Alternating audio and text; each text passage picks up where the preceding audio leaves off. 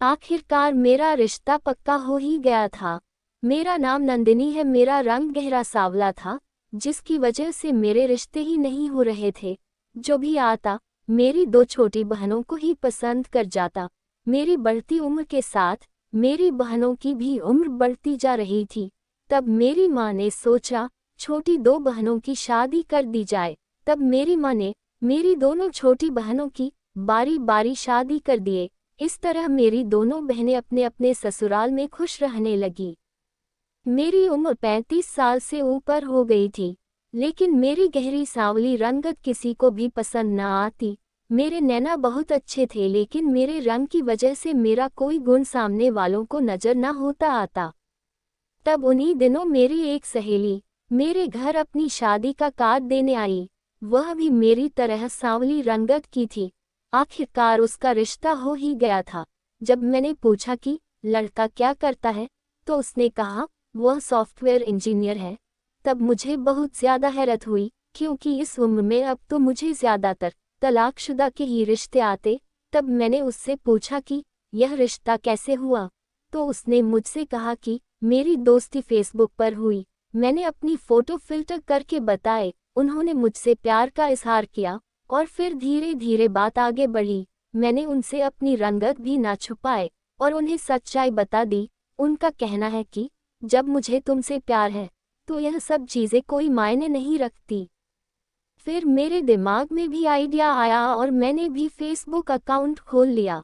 खूबसूरत लड़कों की फ़ोटो तलाश करने लगी और मुझे उनमें से जो तस्वीर पसंद आई, उसे मैंने फ्रेंड रिक्वेस्ट भेज दी। उधर से फ़ौरन एक्सेप्ट कर ली गई। उसका नाम प्रकाश था। वह ऑनलाइन काम किया करते थे। हम दोनों में अक्सर चैटिंग होती है। कुछ ही दिन गुजरे थे, प्रकाश ने अपने प्यार का इजहार किया। उस पर मैंने भी रजामंदी दे दी। मेरा मकसद तो सिर्फ शादी करना था, प्यार तो मुझे था नहीं। प्रकाश ने मुझसे अपनी तस्वीर मंगवाए। मैंने प्रकाश से अपनी तस्वीर देने से मना कर दी और कहा कि नहीं, मैं अपनी फ़ोटो लीक नहीं कर सकती। तब प्रकाश ने मुझसे कहा कि मैं तुम्हारे लिए रिश्ता भेज रहा हूँ। मैं उसके लिए मान गई। प्रकाश के माँ और बहन मुझे देखने को आए और रिश्ता पक्का करके चले गए। मुझे तो यकीन ही नहीं हुआ, मेरा मनचाहा पति मुझे मिल रहा है। मेरी शादी में देरी ना की गई और फौरन ही मेरी शादी प्रकाश से हो गई। मैं प्रकाश के रूम में थी। प्रकाश का रूम बहुत खूबसूरत था, हर चीज़ तरीके से सजाई हुई थी। मैं वॉशरूम गई। जब मैं वापस आई तो प्रकाश बेड पर बैठे हुए थे। तब उन्होंने मुझसे कहा कि इतना भारी जोड़ा और मेकअप उतार लो, तुम्हें दिक्कत हो रही होंगी। जब मैं डर गई कि कहीं प्रकाश ने मेरा असली रंग देख लिया तो मेरे साथ क्या करेंगे, लेकिन मैं वॉशरूम गई और चेंज करके बाहर आई। तब प्रकाश ने मुझे देखा और मेरी सांवली रंगत पर किसी भी किस्म का कोई रिएक्शन नहीं दिया। मैं हैरान थी। तभी दरवाजे पर दस्तक हुई। प्रकाश बेड से उठे। हाथ में वह एक लकड़ी पकड़े हुए थे, जिसके सहारे से वह चलकर दरवाजे पर गए। जब मैंने देखा कि प्रकाश का एक पैर हवा में लटक रहा है, तो मैं गुस्से और तैश में आ गई। मेरे साथ इतना बड़ा धोखा। प्रकाश की खूबसूरती में कोई कमी ना थी। जैसा उन्होंने फेसबुक पर बताए थे, वैसे ही खूबसूरत थे, लेकिन उनका पैर। प्रकाश की बहन दूध का गिलास देकर वापस चली गई।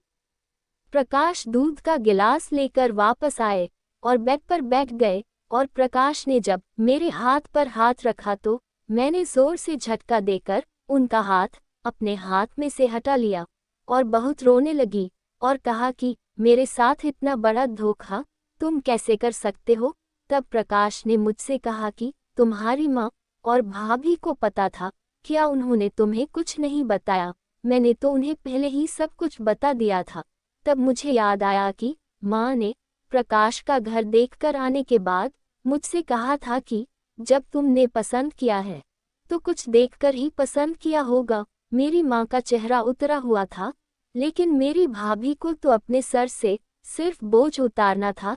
तब मैं बेड से उठी और सोफे पर दूर जाकर सो गई। मैं पूरी रात रोती रही। प्रकाश ने मुझसे कुछ न कहा, वह खामोशी से वहीं सो गए। फिर प्रकाश की माँ और बहन ने मेरे हाथ से बनाए हुए खाने की तारीफ करते ना थकती। मैं उन्हें एक से बढ़कर एक पकवान बनाकर खिलाती। तब मुझे लगने लगा कि मेरी सास और नंदे ही मेरी जिंदगी है। मुझे 2 नंद थी, वो दोनों भाभी भाभी करते ना थकती। मैं प्रकाश पर जरा भी ध्यान ना देती। एक दफा उन्होंने मुझे एक गिलास पानी लाने को कहा, तब मैं चिढ़ गई और उनसे गुस्से में कहा, अगर तुम एक पैर से अपाहिज ना होते तो यह सब काम मुझे ना करना पड़ता। हालांकि मैं प्रकाश का कोई काम ना करती। एक दिन प्रकाश ने मुझसे कहा कि मैं ऑफिस के काम से बाहर जा रहा हूँ, अगर तुम्हें अपने मायके जाना हो तो तुम्हें छोड़ देता हूँ। तब मैंने तंजीह से कहा, तुम मुझे कैसे छोड़ सकते हो, क्या तुम्हें गाड़ी भी चलाना आती है? तब उन्होंने मुझसे कहा, तुम चलो तो सही, फिर बता देना कि मुझे गाड़ी चलाना आती है कि नहीं। मैं और प्रकाश मेरे मायके के लिए निकल गए। ट्रैफिक सिग्नल पर जब गाड़ी रुकी तो बाजू से आवाज आई कि पति इतना खूबसूरत और पत्नी कितनी काली है।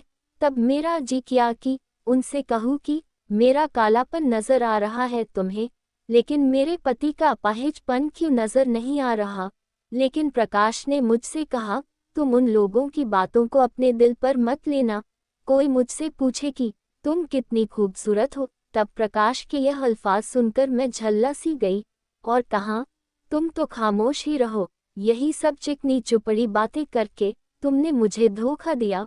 फिर प्रकाश ने मुझे मेरे घर के सामने छोड़ दिए। मैं अपने घर में गई और गुस्से से जोर से दरवाज़ा बंद किया। मैं अपने मायके 8 दिन के लिए आई हुई थी। मेरे मायके में वही भाभी के पैसों को लेकर भैया के साथ झगड़े होते रहते कि उन्हीं दिनों मैं शॉपिंग पर गई हुई थी। मेरी वही सहेली मुझे मिली। तब मैंने उससे उसका हाल पूछा तो उसने कहा कि वह बिल्कुल भी अच्छी नहीं है।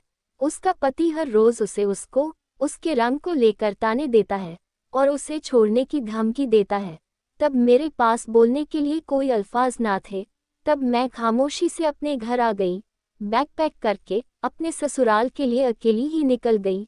जब मैं अपने ससुराल के दरवाजे पर पहुंची तो मुझे अंदर से अपने नंद की आवाज़ आई। वह कह रही थी कि तुम्हें इस शादी में ऐसा क्या दिखा जो इतनी काली बीवी को रानी बनाकर रख रहे हो? हमें तो उसका रंग देखकर ही मथली सी आती है। मेरी सास भी उनके हाँ में हाँ मिला रही थी।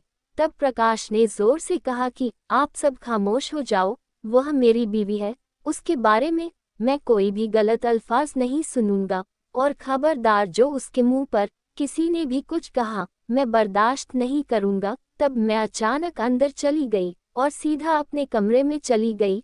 प्रकाश भी मेरे पीछे पीछे आ गए। जब वह कमरे में आए तो मैंने उनका हाथ पकड़कर उन्हें आराम से बेड पर बैठाया और उनके गोद में सर रखकर बहुत रोई और उनसे अपने किए की माफ़ी मांगी। प्रकाश ऑनलाइन वर्क के महीने का अच्छा खासा कमा लेते थे।